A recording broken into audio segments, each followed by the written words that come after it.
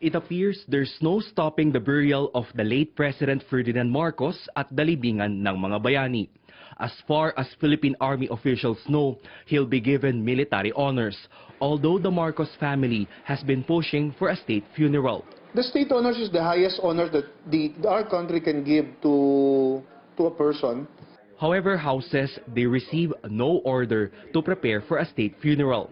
Military authorities already issued an interment order for Marcos, and they're now formally coordinating with the Marcos family. The directive that was given to us was to provide military honors accorded for a president.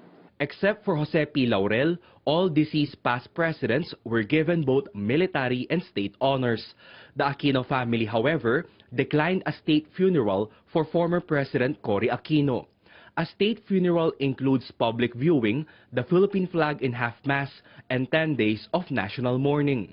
Military honors, meanwhile, only include ceremonies at Dalibingan proper, such as arrival and departure honors and a 21-gun salute. We will also give firing party, the bugler, the drummer, and the vigil.